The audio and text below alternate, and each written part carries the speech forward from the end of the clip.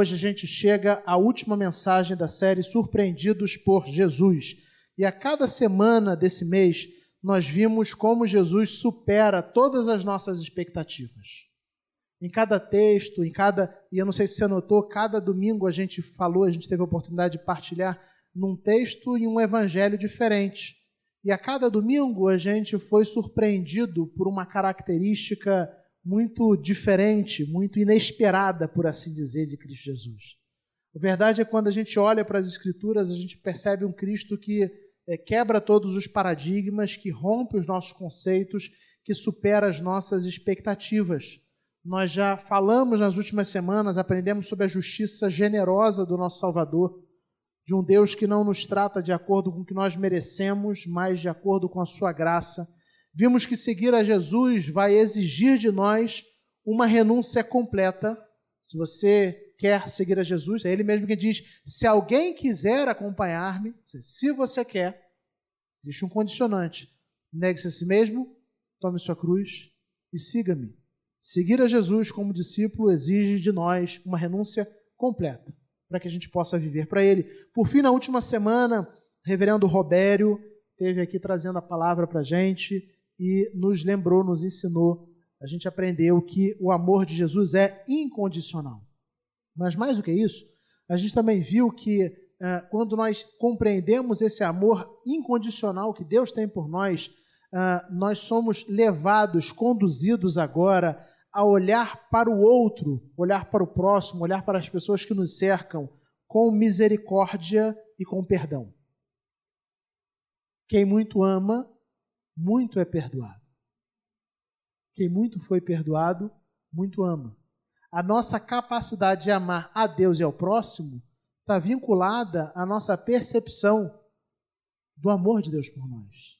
Se a gente entende que a gente foi perdoado, que Deus agiu com graça, naturalmente a gente vai replicar isso na vida das pessoas que nos cercam. Hoje, na última mensagem, eu quero convidar você a refletir sobre o seguinte tema: simplicidade radical. Simplicidade radical. O texto que vai servir de base é o de João, Evangelho de João, capítulo 1, versículos de 43 a 51. Vamos ler? Eu vou ler e você acompanha silenciosamente. No dia seguinte, Jesus decidiu partir para a Galileia. Quando encontrou Filipe, disse-lhe, siga-me. Filipe, como André e Pedro, era da cidade de Betsaida.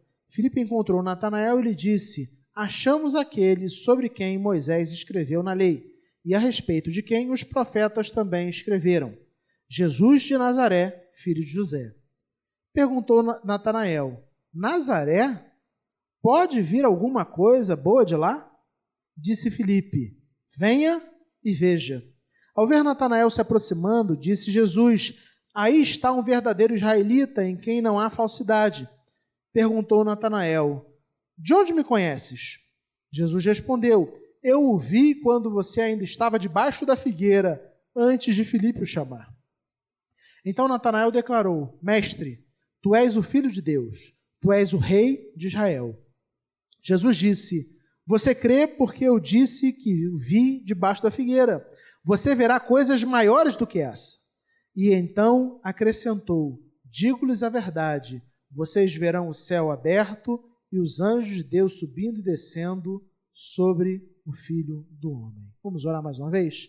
Deus de amor, aqui estamos nós, com a Tua palavra aberta, desejosos por ouvir a Tua voz. Nós pedimos, Pai, a iluminação do Teu Santo Espírito, o Teu Espírito Santo que inspirou os autores sagrados, possa agora comunicar a Tua verdade aos nossos corações. Em nome de Jesus nós oramos. Amém. Amém.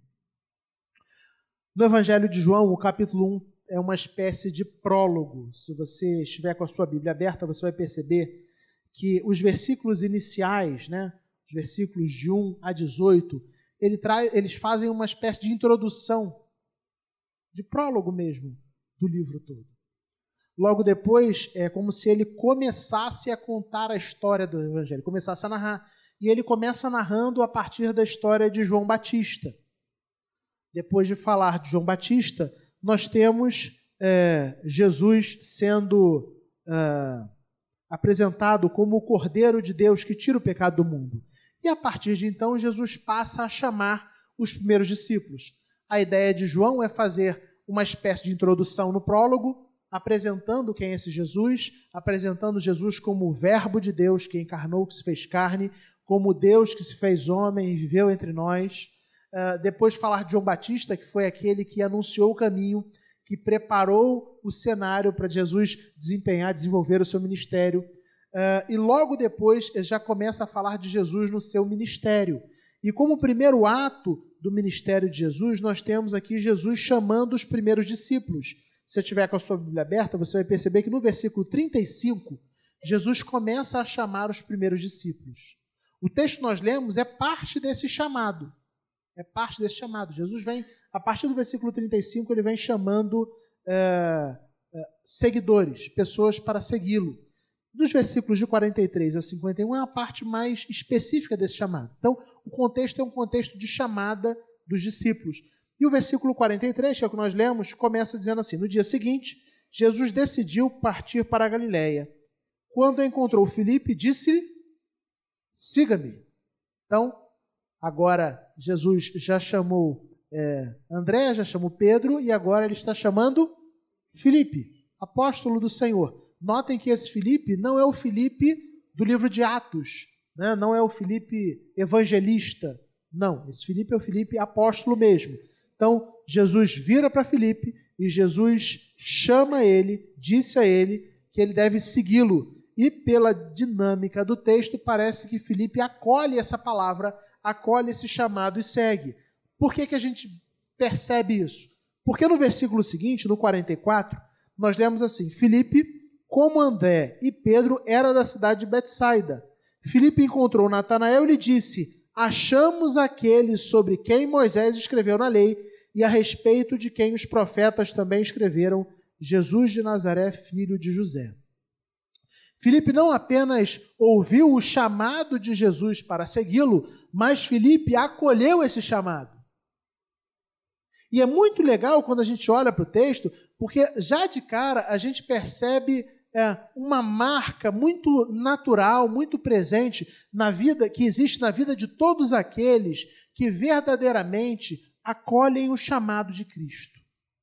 Eu não sei se você consegue notar, mas se no versículo 43 é Filipe quem ouve Jesus chamando ele para segui-lo, no versículo 45, esse mesmo Filipe que ouviu o chamado de Cristo, agora ele anuncia a outras pessoas que ele conheceu o Senhor. Ele passa a ser um multiplicador, ele passa a falar desse Cristo. O texto diz que ele encontra um homem chamado Natanael. Filipe encontrou Natanael e lhe disse: achamos aquele sobre quem Moisés escreveu na lei. Já de início a gente tem uma primeira aplicação, uma primeira verdade do texto que salta aos nossos corações, salta aos nossos olhos, a compreensão de que todo mundo que realmente foi chamado por Cristo Jesus e acolheu esse chamado, se torna agora um multiplicador, se torna agora um evangelista, alguém que fala desse Jesus, alguém que fala das boas novas, alguém que anuncia que esse Messias é o Filho de Deus prometido, é Jesus de Nazaré, que veio ao mundo. É o Verbo que se fez carne, que habitou entre nós, cheio de graça e de verdade. É o Jesus que veio ao mundo para ir para a cruz do Calvário, para morrer na cruz por mim e por você, pagando pelos nossos pecados. Alguém que foi alcançado pelo Evangelho, naturalmente vai ter um coração que arde, que deseja anunciar esse Evangelho a outras pessoas. A expansão do Evangelho, ela se dá assim. Quando a gente olha para os Evangelhos, Mateus, Marcos, Lucas, João, quando a gente olha para o livro de Atos, quando a gente olha para as epístolas, a gente percebe que a expansão do Evangelho, ela sempre teve essa estratégia, sempre aconteceu a partir dessa dinâmica. Pessoas eram alcançadas pelo Evangelho, e a partir do momento onde as boas novas eram alcançadas, alcançavam o coração de alguém, essa pessoa que tinha crido nas boas novas do Evangelho, que tinha ouvido o chamado de Cristo Jesus, essa pessoa agora com o coração pegando fogo, inflamado pela boa notícia, começava a anunciar o Evangelho a outras pessoas. Por isso, esse é um bom sinal para a gente avaliar se de fato o Evangelho alcançou o nosso coração. O seu coração tem ardido por compartilhar as boas novas do Evangelho com as pessoas? Porque isso é o natural, pelo menos quando a gente olha para as Escrituras. O natural é que alguém que foi alcançado pela graça, agora queira falar dessa graça, está impactado com essa mensagem maravilhosa, essa mensagem gloriosa, e quer conduzir outras pessoas a seguirem por esse mesmo caminho, a seguirem esse mesmo Cristo, a se renderem a esse mesmo Cristo. Por isso, um excelente termômetro para a gente mensurar, para a gente avaliar o tipo de fé que existe no nosso coração, é olhar para o desejo que existe no nosso coração de anunciar esse Evangelho para que outras pessoas também sejam alcançadas pela graça de Deus. Porque quando a gente olha para o texto, parece ser algo muito natural. Filipe ouve o chamado do Senhor que diz, siga-me, e logo depois ele vai até Natanael, ele se encontra com Natanael e ele fala, encontramos o Messias, encontramos o Senhor, encontramos o Salvador. Alguém que foi alcançado pela graça, alguém que ouviu o chamado do Senhor e acolheu esse chamado. Tem um coração que queima por anunciar as boas novas àqueles que estão à sua volta. Filipe não podia se conter. Por isso, ao encontrar Natanael, ele trata de imediatamente anunciar: achamos aquele sobre quem Moisés escreveu na lei. Achamos o Messias, aquele por quem nós esperamos. E aí, para você entender melhor, existia entre os judeus, no século I, uma expectativa, que a gente chama de expectativa messiânica, de que viria um Messias, isso já era prometido desde o Antigo Testamento. E na cabeça deles, na ideia deles, esse Messias ele viria para reinar, ele viria para libertar. Ele iria libertar, muito provavelmente libertar os judeus do domínio de Roma e estabelecer um novo momento na vida do povo. Levá-los, quem sabe, conduzi-los, quem sabe, aos dias de glória vividos nos tempos de Davi, um dos maiores reis que passou na história de Israel, ou de Salomão. Um rei guerreiro, um rei que iria libertar, que iria governar com justiça. Essa era a expectativa deles. E aí o que nós olhamos aqui e percebemos que Filipe pega e anuncia exatamente isso. Nós achamos aquele sobre quem Moisés escreveu na lei. Aquele Messias prometido que iria vir reinar, nós achamos. A respeito de quem os profetas escreveram. O Cristo, o prometido, o Messias, nós achamos ele. Ele está entre nós.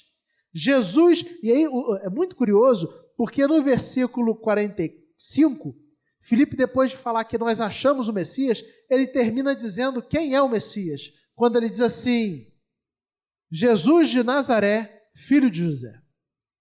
E eu não sei você, mas eu imagino o tamanho da frustração que tomou conta do coração de Natanael, e a gente consegue notar isso no versículo 46. Notem o que o texto diz. Perguntou Natanael, Nazaré? Pode vir alguma coisa boa de lá? Espera aí, Filipe, espera aí. Você está me dizendo que a gente achou o Messias prometido por Moisés, prometido pelos profetas. Até eu tô gostando dessa ideia. Eu partilho da mesma expectativa que você tem. Eu também quero que o Messias venha. Eu também quero que o Messias governe sobre tudo, sobre todos, expulse os dominadores romanos. Eu também quero isso. Mas você vem para mim e fala que o Messias, que você está dizendo que nós encontramos, é alguém que veio de Nazaré, é filho de José, um carpinteiro. Tem algo de errado. Nazaré era um lugar politicamente insignificante, sem nenhum tipo de destaque. Naturalmente, a expectativa messiânica era de que Jesus viesse para reinar. Um guerreiro, um nobre, um sábio, nascido talvez num palácio, um grande líder, alguém das mais nobres famílias de Israel, mas você vem me falar que o Messias é Jesus de Nazaré, filho de José o carpinteiro? Natanael pergunta de maneira muito direta: pode vir alguma coisa boa de lá? Pensa, não precisa falar. Pensa num dos piores lugares, dos lugares mais assim, mais caídos que você possa imaginar. Não precisa falar não, porque às vezes o lugar caído que você vai imaginar é onde o irmão mora, é de onde ele veio. Não precisa falar não. Mas imagina, a gente vive na expectativa da volta de Cristo Jesus. Perfeito? Imagina. Você já pensou um lugar aí? Aí você fala assim, Jesus voltou. E a gente começou a vê-lo por onde? Por esse lugar aí que você pensou. Você fala assim, não, peraí. Tanto lugar bom para Jesus. Se Jesus voltar, certamente ele vai começar por um lugar, vai aparecer primeiramente num lugar assim mais importante, mais imponente. Não será Nazaré. Não pode vir nada bom de Nazaré. Mas a resposta de Filipe, ela é muito sábia. Filipe não se propõe a uma discussão. Ele não se propõe a refutar ou discutir ou brigar. Ele tão somente pega e vira para Natanael e diz: venha e veja. E eu acho que é muito interessante a sabedoria de Filipe aqui, porque nós temos muito a ideia, né, de que por meio da argumentação, da discussão, a gente vai conseguir convencer as pessoas a respeito das verdades da fé. Só que, na verdade, embora exista a necessidade da gente ter clareza e poder falar, defender aquilo que nós cremos, a fé vem pelo ouvir e ouvir da palavra de Deus. Quem convence do pecado, da justiça e do juízo não é você, nem sou eu, nem é o meu bom argumento, nem é o seu bom argumento, é o Espírito Santo. Nós achamos que discutindo a gente vai conseguir alcançar. Não, eu vou convencer a pessoa a ser cristã. Eu vou convencer a pessoa que Cristo é o caminho. Você pode ganhar uma discussão, um embate, um debate, mas convencer das verdades das Escrituras, só o Espírito Santo de Deus tem poder para fazer. Filipe, sabendo disso, como homem sábio, ele não se dispõe a discutir, a refutar, a argumentar ou contra-argumentar. Ele tão somente vira para Natanael e diz: venha e veja. Veja com seus próprios olhos. Vamos junto comigo.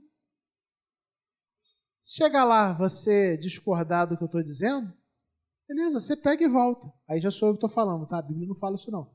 Você pega e volta. Não tem problema não. Venha e veja. Não existe uma discussão. Ele conduz, ele impulsiona, né? Ele convida, desafia Natanael a experimentar, a ir e a ver com os próprios olhos. Mas o texto segue. E aí no versículo 47, ao ver Natanael se aproximando, disse Jesus: aí está um verdadeiro israelita, em quem não há falsidade. Pelas palavras do próprio Senhor Jesus, nós podemos compreender que Natanael era um homem falho, como nós somos, mas era um homem de bem, um homem íntegro, um israelita de verdade, alguém que cultivava uma verdadeira expectativa a respeito da vinda do Messias. Ele não tinha falado, ele não tinha estranhado o anúncio de que o Messias tinha vindo de Nazaré porque ele não tivesse uma expectativa no Messias. Não, é porque realmente se tratava de algo muito incomum, algo muito improvável. Mas o próprio Cristo diz, aí está um verdadeiro israelita em quem não há falsidade. Na sequência, no versículo 48, Natanael pergunta, de onde me conheces? E Jesus responde, eu o vi quando você ainda estava debaixo da figueira, antes de Filipe o chamar. Agora a coisa mudou de figura. Porque se antes ele estava absolutamente incomodado com a ideia de que o Cristo, o Messias, pudesse vir de Nazaré, sendo filho do carpinteiro, agora esse Jesus de Nazaré, que foi anunciado a ele como Cristo, revela aonde ele estava. Eu vi quando você ainda estava debaixo da figueira, antes de Filipe o chamar. Esse Jesus revela que ele tem conhecimento de todas as coisas, que nada foge à sua compreensão, nada foge à sua percepção, que mesmo não tendo ido lá com Filipe para chamá-lo, ele sabia o que estava acontecendo lá. Ele sabia que onde Natanael estava, que ele estava lá debaixo da figueira. Eu vi você lá, quando você ainda estava lá, debaixo daquela figueira. Antes de Filipe conversar com você, eu já tinha visto você lá. Jesus revela que, de fato, ele tinha um conhecimento absolutamente sobrenatural. Sabia de todas as coisas. Nada estava ou nada era oculto ao Senhor Jesus. Diante do desnudar de sua agenda, de sua vida, daquilo que ele havia feito, no versículo 49, Natanael muda de discurso. Se antes ele achava estranho, improvável, ou até mesmo inconveniente, que Jesus, o Messias, fosse um tal de Jesus de Nazaré, filho de José, agora quando ele tem diante dele, diante dos seus olhos, quando ele ouve com os próprios ouvidos, ele vai e vê. E aquilo que ele vê é um Jesus que mostra que tem poder sobre tudo e sobre todos. Um Jesus que conhece presente, passado e futuro. Um Jesus que nada está escuro ou escondido para ele. Diante da revelação desse Jesus, do encontro com esse Jesus, agora é Natanael que muda de conversa. Agora é Natanael que testemunha com os próprios lábios. É Natanael que declara, Mestre, tu és o Filho de Deus, tu és o Rei de Israel. É uma mudança abissal, gigantesca, extrema. Se antes ele faz pouco caso, como quem diz, Nazaré? O Messias veio de Nazaré? Filho de José, o carpinteiro? Quando ele vê uma pequena demonstração, uma fagulha da demonstração do poder de Cristo, da sabedoria de Cristo. Quando ele descobre que não existe nada oculto para o Senhor. Quando é revelado a ele aonde ele estava, antes de Filipe chamá-lo. Ele percebe que não se tratava de um homem comum, de mais alguém comum que tinha nascido em Nazaré. Ele chama aquele Jesus de Nazaré, filho do carpinteiro, de mestre. Mais do que isso, não se trata de um mestre qualquer, porque existiam muitos mestres da lei no tempo de Jesus. Os mestres eram intérpretes, rabinos, pessoas que dominavam a lei do Antigo Testamento, dominavam o conhecimento do Antigo Testamento da Bíblia, a Torá, e interpretavam essa lei para o povo. Ele começa chamando Jesus de mestre, mas ele não para por aí. Porque mestres existiam muitos. Mas ele continua e diz assim, Tu és o Filho de Deus. Tu és o Rei de Israel. Não se trata de um mestre qualquer. Não se trata apenas de alguém muito sábio, muito erudito, de um grande intérprete.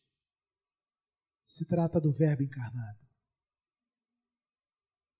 Do Filho de Deus que se fez homem.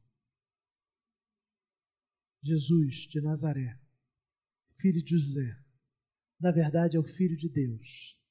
Na verdade é o Rei de Israel.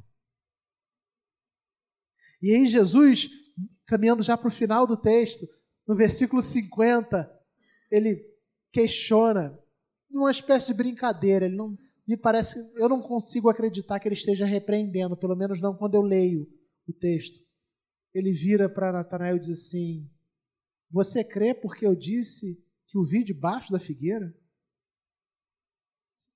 Foi necessário tão pouquinho.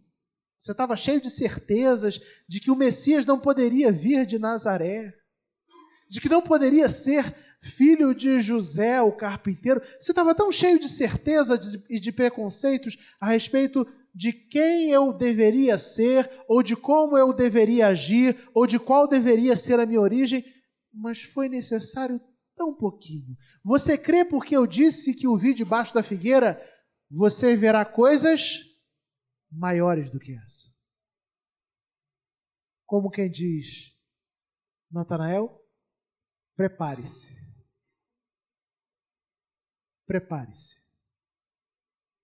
Porque esse Jesus, que veio de Nazaré, de um lugar humilde, improvável, que nasceu numa condição extremamente simples, que viveu uma vida extremamente simples, tem uma simplicidade escandalosa, tem um poder incompreensível. Se uma simples demonstração do meu conhecimento já fez e já levou você a crer, se prepara porque você vai ver coisas muito maiores do que essa. Muito mais tremendas do que essa. Prepara o seu coração. Não precisou de muito para que Natanael fosse da descrença e do preconceito a fé verdadeira e a declaração que Jesus é o Filho de Deus, o Rei de Israel. É improvável. E a maravilha do Evangelho é a gente perceber que esse Deus a quem nós servimos, ele veio e encarnou numa simplicidade que é escandalosa. Você falar que existe uma pessoa que ele é o Filho de Deus encarnado, como João disse, né? Assim, o Verbo se fez carne e habitou entre nós. Você acreditar e entender que o Filho de Deus se fez homem, que viveu em Nazaré, nasceu em Belém, veio em Nazaré. Teve alguns seguidores, mas a maioria deles não eram pessoas de destaque na sociedade. A maioria deles não eram pessoas importantes, nem de grande capacidade intelectual, estudiosos. Não, pessoas simples, pescadores. Esse Jesus investiu a vida dele ensinando esses homens. E depois de aproximadamente 3 anos de ministério, esse Jesus foi para a cruz. E ali na cruz ele assumiu o castigo pelos nossos pecados. Ele morreu na cruz no nosso lugar. E ao 3º dia, de acordo com o Evangelho, ele ressuscitou, vencendo a morte. E aí, quando você ouve essa mensagem simples do Evangelho, talvez o sentimento do seu coração seja um sentimento muito semelhante ao de Natanael. E diz assim: Nazaré?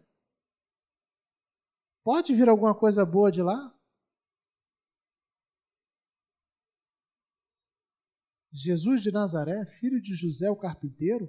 É esse que você diz que é o Salvador do mundo? É esse que você diz que é o Filho de Deus? Mas o nosso Deus, o Deus do Evangelho, ele nos surpreende com uma simplicidade escandalosa. O Verbo se fez carne e habitou entre nós. Jesus Cristo, Filho de Deus. E nós somos reconciliados com o Pai por meio daquilo que Jesus fez por nós na cruz do Calvário. Essa é a mensagem do Evangelho. Uma mensagem que é extremamente simples, mas que também é muito escandalosa. Se você ouve essa mensagem pela primeira vez hoje e ainda não acredita nessa mensagem, talvez esteja reagindo como Natanael, eu quero dizer que esse Deus que tocou no coração de Natanael, ele também pode tocar no seu coração. Jesus não precisou fazer grandes coisas para Natanael pudesse ter a fé despertada. Ele só deu uma pequena demonstração de quem ele era. E naturalmente os lábios de Natanael se abriram e ele confessou Jesus como Senhor, como Filho de Deus. Ele pode fazer isso com você também nessa noite. Mas se você já crê nessa verdade, eu quero que você se lembre de Filipe. Filipe foi chamado por Cristo Jesus. E ao ser chamado, qual foi o movimento que ele fez? O movimento de ir a outros, para anunciar: encontramos o Messias. E eu quero encorajar você a sair daqui essa noite com esse propósito. O propósito de anunciar que você encontrou o Messias, que você encontrou o Salvador, que é Jesus de Nazaré, o filho de José, que na verdade é o Filho de Deus, o Salvador do mundo. As pessoas podem olhar para esse evangelho anunciado por você e fazer pouco caso. Mas lembre-se, não cabe a você ou a mim discutir, ou refutar, ou tentar convencer. Nós somos chamados tão somente a seguir aquilo que Filipe fez, a anunciar e a chamar a pessoa e dizer assim: venha e veja. Se você conhecesse Jesus mais de perto, você vai perceber quem ele realmente é. E não precisará de muito para que você também abra sua boca e declare que ele é o Filho de Deus. Por isso, pregue o Evangelho com coragem. O convencimento não depende da gente, depende do Espírito Santo. Filipe não se preocupou em discutir, nem em tentar convencer. Ele somente chamou, assim como ele foi chamado. Ele foi chamado por Jesus: venha, venha me seguir. E agora ele chama Natanael. Natanael se mostra descrente. Filipe não discute, então somente o chama: venha e veja. Natanael foi e viu. E ao ver, declarou: Jesus é o Filho de Deus. Essa é a simplicidade do Evangelho. Deus alcança corações do mesmo jeito que ele alcançava lá no tempo de Filipe, de Natanael, de Paulo. Ele continua alcançando hoje. Essa simplicidade era uma simplicidade escandalosa. Porque não se trata de uma estratégia pirotécnica, fantástica, de um Jesus que veio nascido num palácio romano, no meio da nobreza. Não. A estratégia é a mesma, de anunciar Jesus de Nazaré, o Filho de Deus, o Verbo encarnado, que veio ao mundo para morrer pelos meus pecados e pelos seus pecados. Crendo que o Espírito Santo toca no coração de todo aquele que Ele quer tocar. A minha oração, então, é que você saia daqui motivado a proclamar o Evangelho para as pessoas que te cercam. Se um dia Jesus chamou você e você ouviu esse chamado, o seu coração precisa arder de desejo de chamar outros, de anunciar esse Evangelho a outros. Não se preocupe com a discussão, não se preocupe em discutir ideias ou convencer alguém. Faça como Filipe, vem e veja. Veja o Jesus que eu creio. É o Jesus de Nazaré. E quando você vier e você vir, você também perceberá que Ele é o Filho de Deus.